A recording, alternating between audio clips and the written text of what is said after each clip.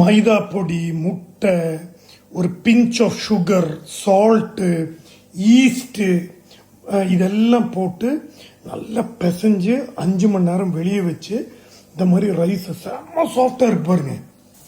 அதே மாதிரி இதனுடைய ஃபில்லிங் இருக்குல்ல, ஃபில்லிங் வந்து chicken, capsicum, carrot, onion, mushroom, அப்புறம் சால்ட்டு, பட்டர், அப்புறம் பெப்ரிக்கா அண்ட் க்ரீம் இதெல்லாம் போட்டு இதுதான் என்னுடைய அந்த நான் சொன்ன டிஷ் இருக்கு இல்லையா, அதனுடைய ஃபில்லிங்கா நான் இதுதான் பண்ண போறேன்.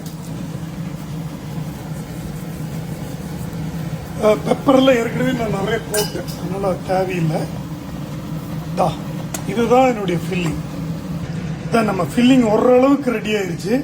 அப்போ வந்து நம்ம இந்த இட்டாலியன் ஹர்ப்ஸ் எல்லாம் மார்க்கெட்டில் கிடைக்கும் உங்களுக்கு. எல்லாம் மார்க்கெட்டில் கிடைக்கிற ஐட்டம் தான், ரொம்ப ஓவர் எக்ஸ்பென்சிவ் எல்லாம் கிடையாது.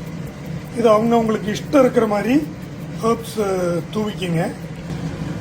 அதே மாதிரி தைம் பவுடர் கொஞ்சம்.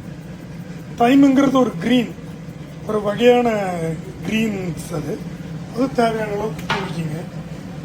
எல்லாம் தூவிட்டு அதனுடைய ஃபினிஷிங் ஸ்டேஜில் இது போட்ட பிறகு ரொம்ப நேரம் இந்த ஃபில்லிங் நம்ம வைக்கக்கூட, சின்ன தீயில ஒரு 3 மினிட்ஸ்.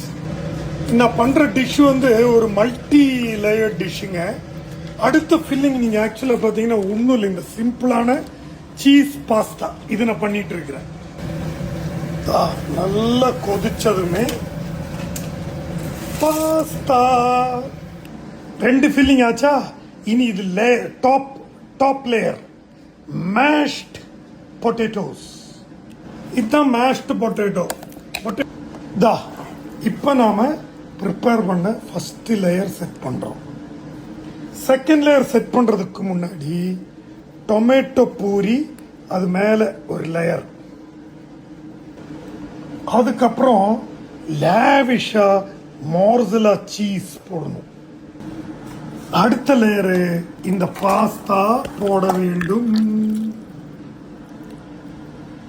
ஃபுல்லா சீஸ் போட்டு கவர் பண்ணியாச்சா. இது final setting, mashed potato. Now the final touch. Dish எப்படி இருக்கு பாருங்க. இத இந்த ஓவனுக்குள்ள பாருங்க, அத சென்டர்ல தள்ளி வச்சு அடைச்சு வச்சிடணும்.